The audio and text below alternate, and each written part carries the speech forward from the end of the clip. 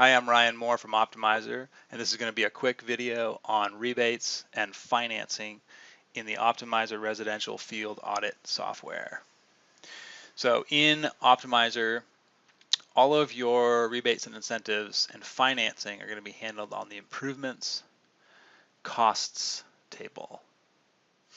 When you get here, you're going to see a familiar setup where you have all of our measure categories on the left-hand side. And you've got the check boxes that control the items that are added to your package. And then you're going to see a bunch of columns with costs, incentives, and financing information. Like most of the tables, you control what's displayed and the settings for the table up above. So on the left-hand side here, it shows you a drop-down where you can pick packages if you happen to have saved some other packages. If you're not generating multiple packages as part of your workflow, don't worry about that. This financing control is asking, what do you want to apply the financing to? So if I say I want to finance 100% of this project and show my customer what the annual debt payment on a loan would be, are we financing the cost or the net cost after the rebates? So by default it says net cost. You can change that. If you want to save that as a default, that control, you want to right click that and choose save as default, like for any control in OptiMiser. These checkboxes have to do with controlling the settings for calculations of SIR and MIRR. This first one is arguably the most important. This controls whether you're going to enter in loan terms by measure, row by row, or total. So by default it's set to total. That means you're going to enter in one loan term for the entire project. So they're going to finance 100% of the project over a 5-year period, for example.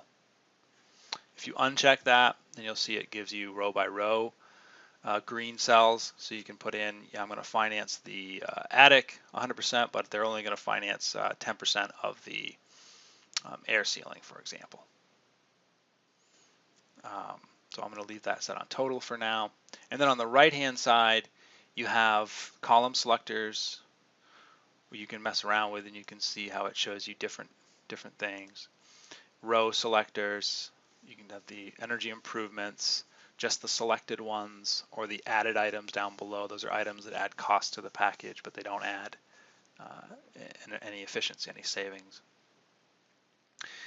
This systems checkbox is important. These show you some of our measures you'll probably have discovered already have sub items. Air sealing, for example, has air sealing and ventilation. So to edit the incentives and the financing for those, you have to have that systems box checked. Same with the individual heating and cooling and DHW systems. You want to check that to expose those rows. If I uncheck it, then it actually doesn't let me edit the incentives for those items that have sub items. Okay, so you want to have that checked. And then heat and cool shows you heat pumps. These down below here are my items that control which of my 5 possible incentive columns are going to be showing. So here's where we're going to start doing some editing. Right now it's showing these first 2 incentives. I'm going to expose all of these so you can see there are 5 of them. 3 of them, incentives 1, 4, and 5, let you put in dollar amounts for incentives. So in this case, incentive number 1 is saying there's a $500 incentive on the attic and a $400 incentive on air sealing. If I look down at my total, I see that total incentive for incentive 1 is $900, and the total usable incentives, which is kind of adds up all the incentives that you've got in there, is $900. So that makes sense. That's what we'd expect.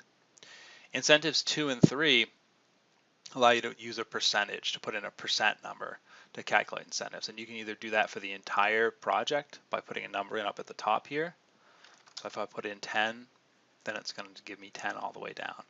So for this one at top, I had already put in the 30% under PV, so it doesn't override that. Once you edit this by hand, then the optimizer is not going to override it with these values. Okay, I'm going to go ahead and remove that. It also has a cap value here. So if I wanted to do that 10% again, now it's calculating another $300 incentive there. But let's say I only wanted this particular incentive only applies up to $250. So it's going to calculate 10% up to $250.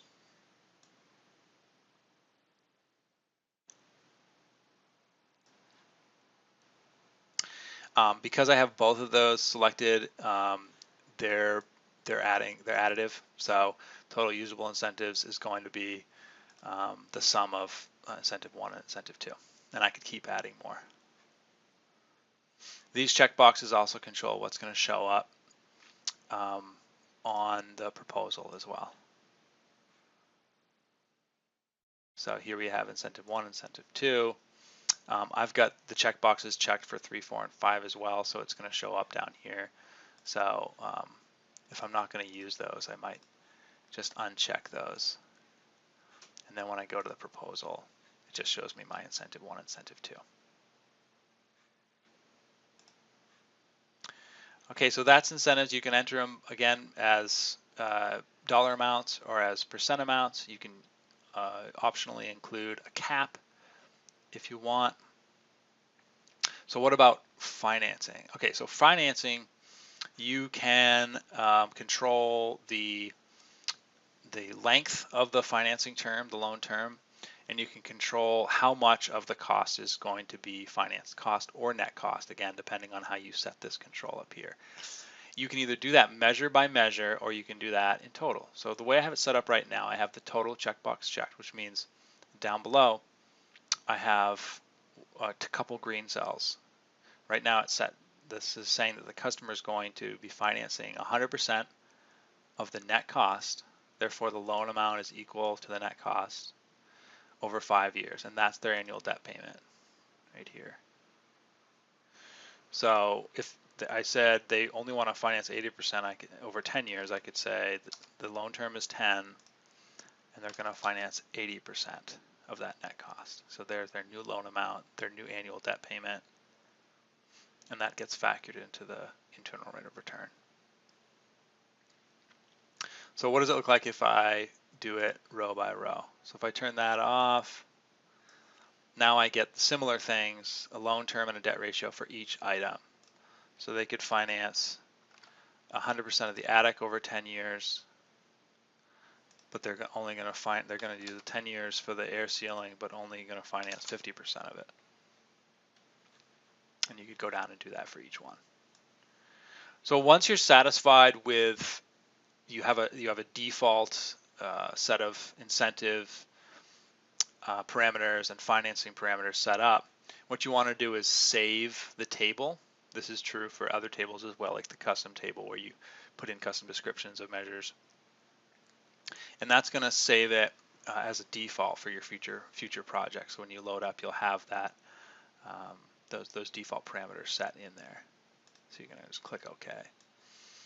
One other parameter that you are going to want to set is down at the bottom. You have to expand the set loan parameters frame here.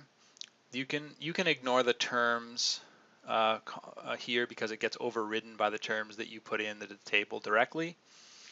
You could also set that as a default if you want. If you're not setting the table directly, you could set a default term of 10 years, let's say, instead of 5.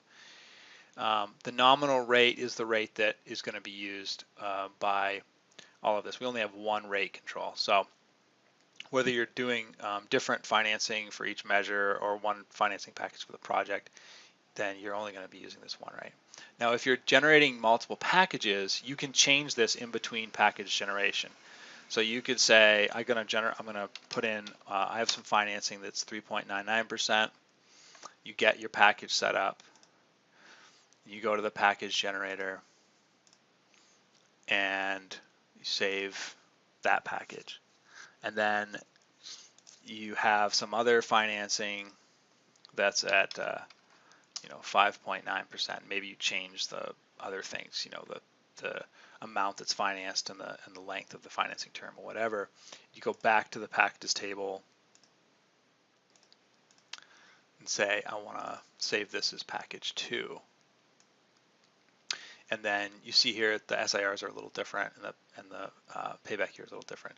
That has to do with the difference in financing that that I just set. So you can get multiple packages with different financing amount, but we only have one rate control. So the currently selected package that you're going to see in most of the tables in the homeowner report and stuff, it's going to reflect one financing rate, whatever you have set in here. Same with payments per year. So this is the term is in years, and then this describes the number of compounding periods per year.